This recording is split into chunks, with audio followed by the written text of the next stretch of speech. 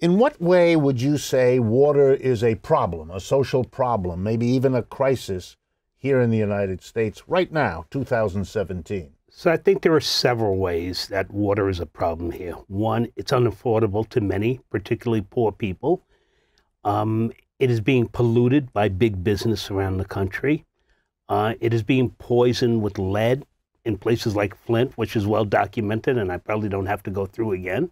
But I think it is important to understand that once you ingest lead, it just doesn't go away, even if you start to put chemicals in that water to make that water indeed potable. The harmful effects that you get from ingesting that are lifelong, right? So there's continued medical care that has to go behind that. You see extractive mining processes that pollute water in places like New Mexico, California. So I think there are a myriad of problems around the country pertaining to water. There's also sanitation issues that are related to water, improper sanitations in the places like the South in Alabama, where people don't have sewage systems because they're poor, and the government won't provide the money to put that infrastructure in place. Instead, they put it on the backs of poor people, and they can't dispose of sanitation properly.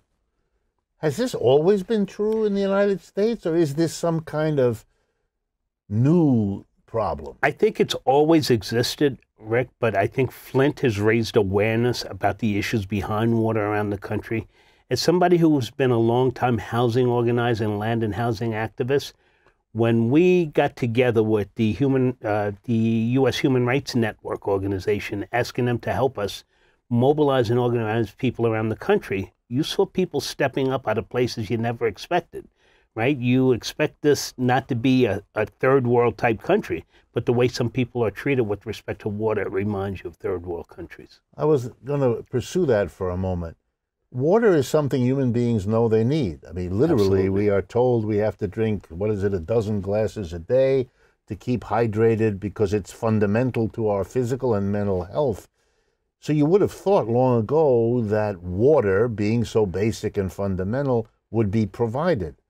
So again, is this an old problem, a new problem? How are we in a position at this point in human history to have one of the richest countries on earth display what you just described? Well, I think there are several ways. I think one is corporations get precedent or access to water at levels that you wouldn't believe.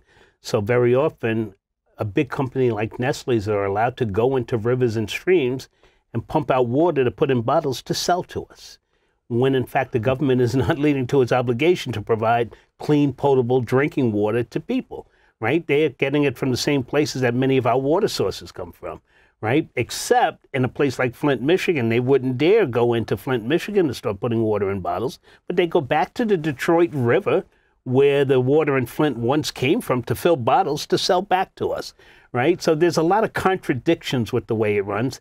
And I think also government has stepped away from its obligation to oversee the infrastructure related to water. And I'll just quickly touch on, Please. There's a problem of extracting water from out of the ground and delivering it through the faucet. If you were to ask the government, there's a disconnect, and they would admit as such, right? Which means they aren't overseeing the extraction of water to the ground, to the delivery to yours and my household, right? And that's problematic. Tell me, am I understanding you right? Some companies pollute the water with their chemical and other wastes, which enables other companies to get water, clean it up, put it in a bottle, and sell it to us because the first group of companies made the water we would otherwise drink too dangerous to drink.